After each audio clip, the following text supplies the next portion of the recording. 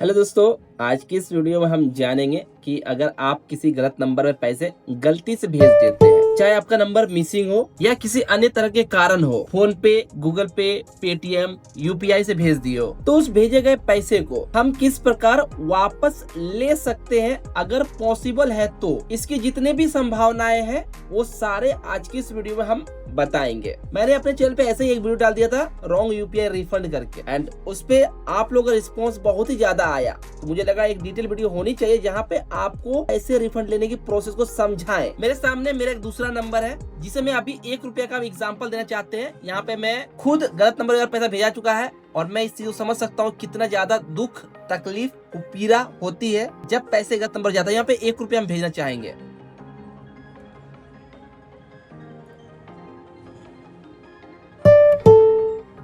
तो मैं ये एग्जाम्पल समझाने के लिए आपके सामने हमने 1 रुपया अपने दूसरे नंबर पर सेंड किया है। आप हो सकता है पहले कभी भेजे हो, तो देखो पेमेंट किनको किया है आप, मैं यहाँ फोन पे बता रहा हूँ। आप जिस भी अपना यूज करो उसके हिस्ट्री में जाते हो तो यहाँ पे डिटेल्स दिखता है, आप उस पर क्लिक करते हो तो यहाँ पे आपके पेमेंट की इंफॉर्मेशन दिखते हैं। जहाँ पे पहले आपको यहाँ पे नंबर दिख जाता, अब वो नंबर नहीं दिखता है। तो यहाँ पे देखो नंबर की जगह आपका नहीं दिख रहा, लास्ट के 3-4 डिजिट ही दिखते हैं। यहाँ भी क्लिक करोगे तो नाम दिखेगा, नंबर के कुछ डिजिट हाइड दिखते हैं। पेमेंट हिस्ट्री में देखोगे तो भी नंबर यहाँ पे हाइड दिखते हैं। तो सबसे पहला तरीका होता है पेमेंट वापस लेने का कि आप अगले बंदे से कांटेक्ट करो। मोस्टली अगर आपने नंबर डाला है तो आपके मोबाइल नंबर इनके पता करना है। आप मोबाइल नंबर कैसे जानोगे? हमने जो पेमेंट किया अपना एनएसडीएल पेमेंट बैंक से किया है। आप अपने जिस बैंक से किए हो, अगर आप उस बैंक के, आप जैसे कि एसबीआई से किए हो तो एसबीआई योनो का इस्तेमाल करते हैं। योनो खोलेंगे और हिस्ट्री चेक करेंगे।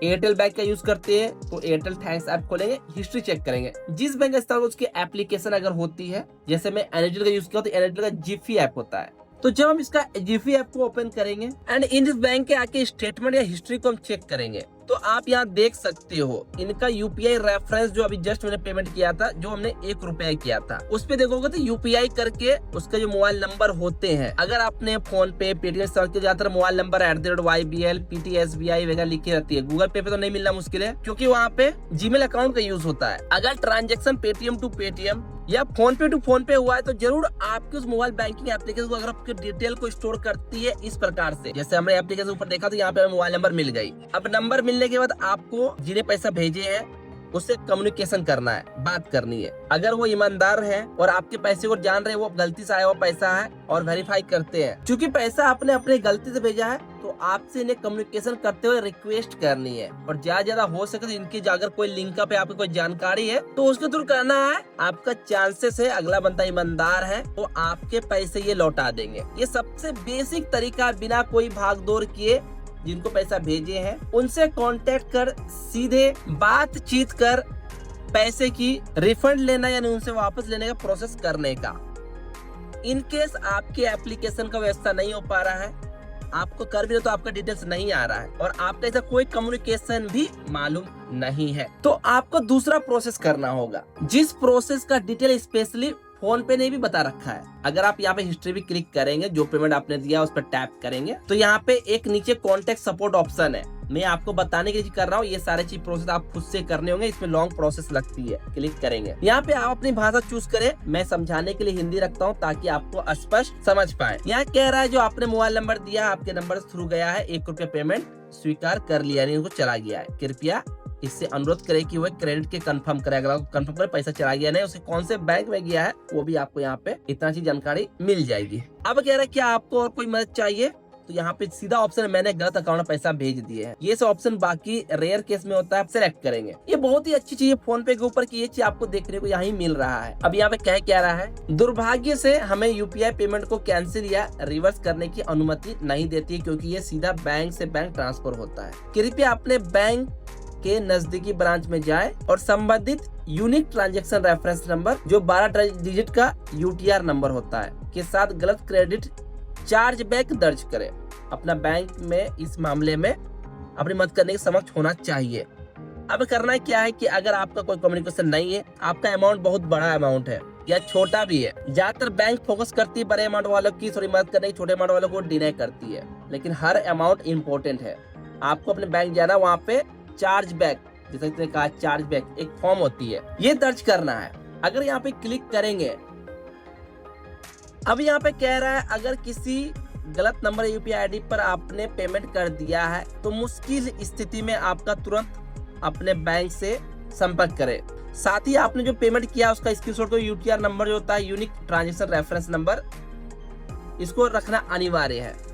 अगर आपने गलती से किसी और के खाते पैसे भेज दिए हैं, पाने वाले बैंक खाता भी आपके बैंक में ही है, ये तो हो सकता है या तो सेम ब्रांच है या सेम बैंक हो, तो आपकी बैंक की तरफ से उस खाते के मालिक से संपर्क कर पैसा लौटाने का अनुरोध करेंगे। अगर आपने गलती किसी और बैंक में खाता भेज दिया यानी किसी दूसरे बैंक ब्रांच हो और पाने वाले का बैंक खाता अपने बैंक में नहीं है यानी अलग बैंक है, आपकी ज्यादा मदद नहीं कर सकता है। बैंक आपको वो खाता किस बैंक या कौन सी ब्रांच का इसकी जानकारी उपलब्ध करा सकता है। आपका उस ब्रांच में अधिकारी से मुलाकात कर अपनी समस्या बतानी होंगी। नोट, पैसे तभी वापस किए जा सकते जब प्राप्तकर्ता जिसको पैसा गया है सहमत हो और वो पैसा लौटाने को राजी हो, बैंक खाते में भेज दिए जाएंगे। ये कंडीशन होता है। यहाँ पे मैक्सिमम आप जिस बैंक में पैसा आपके अकाउंट में जाओगे, बैंक वाले बोलेंगे भैया नहीं हो सकता, आपने पैसा भेज दिया, गलती आपने की है, अब वापस संभावना नहीं है। आप बैंक जाना और बोलना मुझे चार्ज बैक डालनी है। अब आती है कि चार्ज बैक आप कब किस कंडीशन में कितने दिनों के अंदर दे सकते हैं। तो इसका स्पष्ट जो कहा गया 24 से 48 घंटे के अंदर आपको चार्ज बैक का रिक्वेस्ट देना होगा, क्योंकि इस कंडीशन में जिनके अकाउंट पैसे गए हैं अगर पैसा रहेगा तो बैंक उस पैसे को होल्ड चार्ज बैक करने की प्रोसीजर करेगी। मैक्सिमम आप 3 दिन के अंदर दे तो बेहतर है, क्योंकि इससे पैसा मिलने की संभावना सबसे ज्यादा रहती है। सबसे पहला कदम आपका यही है कि आप कंप्लेन सपोर्ट के अंदर में जाकर यहाँ से कंप्लेन, यहाँ जो कंप्लेन आप करते हैं तो इसे NPCI का ही कंप्लेन माना जाता है और यहाँ आपका एक टिकट नंबर जनरेट हो जाए। जिस भी एप्लीकेशन ऊपर आप करते हो उस पर पहले ये चीज करना एकदम तुरंत कर ही देना है, ताकि NPCI को जानकारी मिल जाए भैया तुरंत पैसा गया, तुरंत बंदे ने कंप्लेंट डाल दी है। अब यहाँ पे कंडीशन ये बैठता है कि जब आप चार्ज बैक बैंक जगह डालते हो और आपका bank wrong transaction NPCI charge back raise करता है, यूपीआई कंडीशन में बात कर रहा हूँ, तो जिस बैंक में पैसा गया है अगर आपका पैसा उस बंदे नहीं निकाला है तो भेजे गए चार्ज बैक रिक्वेस्ट के कारण ऑटो रिवर्सल हो जाता है पैसा, यानी कि आप पैसा वापस लेता है। इन केस वो बंदा पैसा निकाल लिया है तो फिर इस कंडीशन में बंदी जिसके अकाउंट पैसे गए उनकी सहमति से वो जो पैसा आया उसको नहीं जानता, इस कंडीशन फिर चार्ज बैक उसके अकाउंट में किया जाएगा। लेकिन जिनको प्राप्त हुआ वो अगर सहमति जताता है तो अब ये पैसा कितने दिन में आपके अकाउंट में वापस आएगा।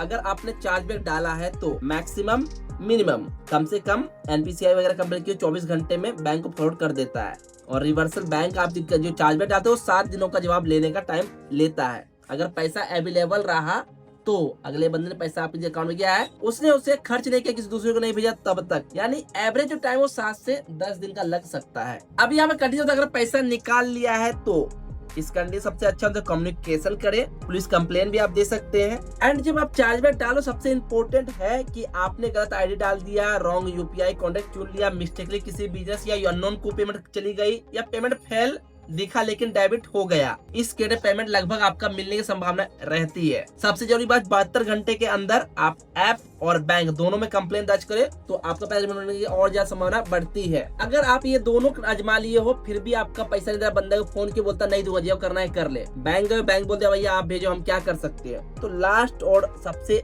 कठिन जो होता है ये होता है आप इस पे एक डिस्प्यूट फ्रॉड स्कैम ट्रांजेक्शन के अंतर्गत साइबर कंप्लेन दर्ज कर सकते हो जो आपका ट्रांजैक्शन डिटेल है उसके साथ। इस कंडीशन में पैसा अगर अगले के अकाउंट से निकल भी गई है तो जिसके अकाउंट गया है तो एक साइबर कंप्लेन होगा और जो पैसा अगले अकाउंट गया अगले अकाउंट में पैसा होल्ड हो जाएगा। अगले ने किसी और को भेज दिया है तो अगले अकाउंट जो पैसा तो वो भी होल्ड होगा, जिसको भेजा उसका भी होल्ड हो सकता है। ये 3 से लेकर 5 लेयर तक होल्ड होता है। लेकिन मैं इसका सजेशन नहीं दूंगा कि आप साइबर कंप्लेन करें किसी अकाउंट को होल्ड करें अपनी गलती के कारण। लेकिन अगर बंदा अगर ऐसा कह रहा नहीं दूंगा, एक्सेप्ट कर रहा है पैसा आया, तो ये लास्ट ऑप्शन है। तो ये 3 अलग अलग जुगाड़ करके, पहला कम्युनिकेट कर, दूसरा ऐप और बैंक दोनों में चार्ज बैक रिक्वेस्ट कंप्लेन कर और तीसरा साइबर कंप्लेन कर। ये 3 तरीके के आजमा कर अपने पैसे को वापस पाने की कोशिश कर सकते हैं।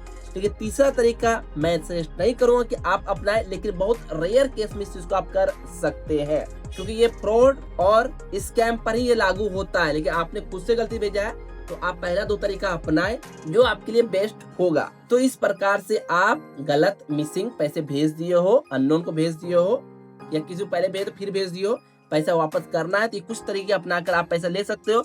जिनमें से मेरा जो पेमेंट अटका था, मैंने कम्युनिकेट किया, अगले से नंबर निकाला, बात किया एंड इस बिहाफ पे मेरा पैसा वापस आ पाया। बाकी आपको क्या, कैसे आपने गलती की, रॉन्ग पेमेंट आपका गया, आपने क्या, अपना कमेंट हमसे दे सकते हैं। वीडियो अच्छा लगा तो लाइक कर दोस्तों, शेयर करें एंड इस वीडियो से आपकी मदद पहुंची या नहीं पहुंची, हेल्प हुई या नहीं, मुझे कमेंट कर जरूर बताएं। तो मिलते हैं ऐसे किसी हेल्पफुल वीडियो के साथ। Thanks for watching this video.